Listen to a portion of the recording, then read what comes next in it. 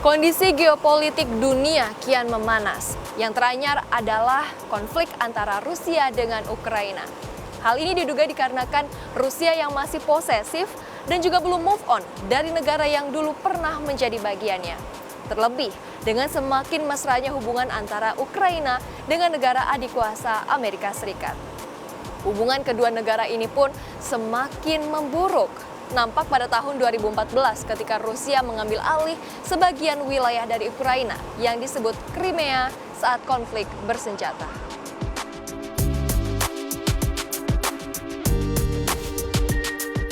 Sebagai upaya perlindungan dari Rusia yang semakin agresif, Ukraina mencoba untuk bergabung dengan NATO. Namun bukannya berhenti, Rusia malah semakin vokal dalam menentang tindakan yang diambil oleh Ukraina tersebut. Bahkan mengklaim bahwa tindakan yang diambil oleh Ukraina merupakan tindakan bermusuhan dengan Rusia. Putin telah berulang kali menegaskan bahwa saat ini sedang tidak mengancam negara manapun dan juga mengatakan atau membantah bahwa saat ini sedang berniat untuk menginvasi Ukraina. Jadi ketika Rusia terus-terusan mengirim pasukan ke perbatasan antara Rusia dengan Ukraina, dalihnya adalah karena kedaulatan dan juga hak untuk menggerakkan militernya di dalam teritorialnya.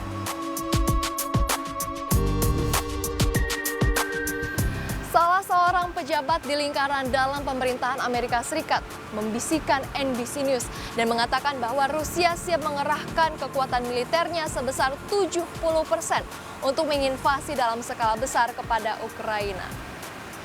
Dan mari kita lihat sama-sama kekuatan militer dari kedua negara tersebut. Global Firepower mengukur kekuatan militer suatu negara dengan menggunakan Power Index, di mana semakin kecil angkanya maka semakin kuat negara tersebut. Skor 0,00 merupakan nilai sempurna. Secara umum, Rusia berada di peringkat 2 dunia. Power Index negeri beruang merah tersebut berada di 0,0501. Sedangkan Ukraina berada di posisi ke-22 dunia dengan Power Index sebesar 0,3266. Bahkan Ukraina kalah dari Indonesia yang berada di peringkat ke-15 dengan Power Index sebesar 0,2322.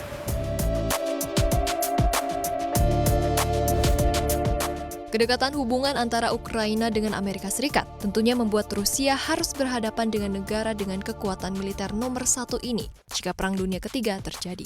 Amerika Serikat adalah yang terkuat dalam hal angkatan bersenjata. Negeri Paman Sam menjadi negara dengan kekuatan militer terbaik dunia dengan Power Index sebesar 0,0453. Saat ini Amerika Serikat memiliki 1,83 juta personel militer terdiri dari 1,39 juta orang personel aktif dan 442 ribu personel cadangan. Di matra udara, Amerika Serikat menguasai total 13.247 unit pesawat terbanyak di dunia. Dari jumlah tersebut, diantaranya terdapat 1.957 unit pesawat tempur, 982 unit pesawat angkut, dan 910 helikopter. Di matra darat, Amerika Serikat memiliki 6.612 unit tank. Kemudian ada 45.193 unit kendaraan lapis baja dan 1.366 unit peluncur roket. Di matra laut, Amerika Serikat memiliki 484 unit alat utama sistem persenjataan.